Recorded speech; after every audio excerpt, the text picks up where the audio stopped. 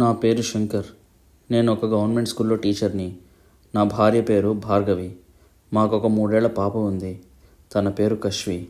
మేము చాలా రోజుల నుండి ఇల్లు కొనుక్కోవాలని చూస్తూ ఉన్నాం. ఎక్కడ చూసినా చాలా రేట్స్ ఉన్నాయి. మా హెడ్ మాస్టర్ గారు ఒక ఇంటి బ్రోకర్ నంబర్ ఇచ్చారు. ఇతను చాలా తక్కువలో ఇండిపెండెంట్ హౌసెస్ చూపిస్తాడు. ఒకసారి కాల్ చేసి కనుక్కో అని చెప్పారు. సరే అని కాల్ చేసి నా బడ్జెట్ అని చెప్పాను. సార్, నేను ఒక 2 రోజుల్లో మీకు కాల్ చేస్తా అని చెప్పాడు. 2 రోజుల తర్వాత అతను కాల్ చేశాడు. సార్, మీ బడ్జెట్లో సిటీకి ఒక 15 కిలోమీటర్ల అవతల సెకండ్ హ్యాండ్ విల్లా ఒకటి సేల్కి వచ్చింది. మీకు ఓకే అనుకుంటే లొకేషన్ షేర్ చేస్తాను. మీరు ఇల్లు చూడటానికి రావచ్చని అన్నాడు. సెకండ్ హ్యాండా? ఫస్ట్ హ్యాండ్ ఏం లేవా అని అడిగాను. సార్, మీ బడ్జెట్లో ఇండిపెండెంట్ హౌసెస్ కాదు కదా, అపార్ట్మెంట్ కూడా రావట్లేదు సార్. అయినా మీరు ఈ విల్లా చూస్తే ఇలా మాట్లాడరు. ఈ ఓనర్కి యుఎస్లో జాబ్ వచ్చింది. అతను వెళ్ళిపోతూ తక్కువ ధరకు అమ్మేస్తున్నాడు. ఇంకా మీ ఇష్టం సార్ అని కాల్ కట్ చేశాడు. నేను నా భార్య భార్గవితో విషయం చెప్పాను. వెళ్ళి చూసి వద్దామండి, బాగోలేకపోతే వద్దు అని అంది. సరే అని మేము ముగ్గురం ఆ విల్లా చూడటానికి వెళ్ళాం. చాలా బాగుంది. గార్డెన్ కూడా వచ్చింది. రూమ్స్ అన్నీ పెద్దగా ఉన్నాయి. చాలా స్పేషియస్గా ఉన్నాయి. ఏవండి, ఈ ఇల్లు కొందామండి, ఇంటీరియర్స్ కూడా చేసి ఉన్నాయి అని నా భార్య అంది. ఇంత పెద్ద విల్లా ఎందుకంత తక్కువకు అమ్ముతున్నారు? మీరు నమ్మట్లే కదా సార్ అంటూ ఓనర్కి కాల్ చేసి మాట్లాడించాడు ఆ బ్రోకర్. ఆయన అన్ని వివరంగా చెప్పారు. ఇంకా నాకు నమ్మకం కలిగి ఆ విల్లా కొనుక్కున్నాము. మా అమ్మ నాన్న చాలా సంతోషించారు. కొన్ని రోజులు ఉండి వాళ్ళు ఊరికి వెళ్ళిపోయారు. ఆ ఇంట్లో చాలా హ్యాపీగా ఉన్నాం. మేము కొన్ని రోజుల తర్వాత మొక్కలు నాటుదామని మట్టి తవ్వుతుంటే ఒక బొమ్మ బయటపడింది. మా పాప కశ్వి, డాడీ నాకు ఈ బొమ్మ కావాలని ఏడ్చింది.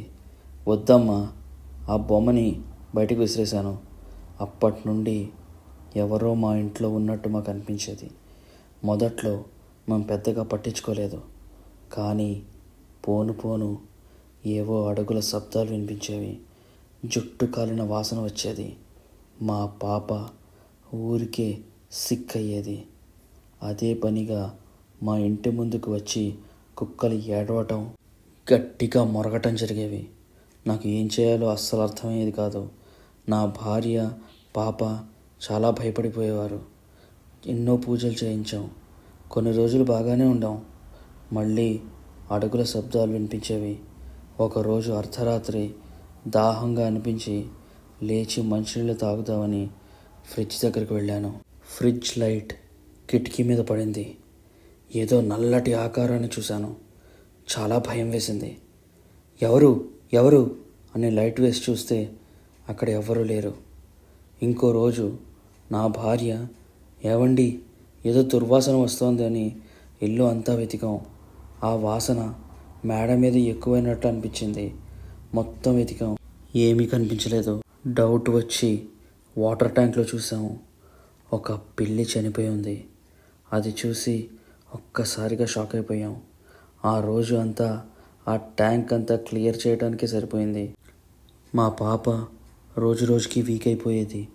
ఇవన్నీ చూసి నాకు పిచ్చెక్కిపోయేది. ఈ ఇల్లు అమ్మిన బ్రోకర్ నంబర్ మార్చేశాడు. కాల్ చేసిన ప్రతిసారి నో నంబర్ ఎగ్జిస్ట్స్ అని వస్తుంది. ఇక లాభం లేదని ఆ ఇల్లు ఖాళీ చేసి వేరే ఇంటికి వెళ్దామని అనుకున్నాం. మాకు తెలిసిన వాళ్ళు శ్రీశైలంలో ఒక స్వామీజీ ఉన్నారు. ఆయన ఎలాంటి ప్రేతాత్మనైనా అదుపు చేయగలరని చెప్పారు. చివరి ప్రయత్నంగా ఆ స్వామీజీని మా ఇంటికి తీసుకువచ్చాం. ఆయన మాకు బొమ్మ దొరికిన చోటు తవ్వమని చెప్పారు.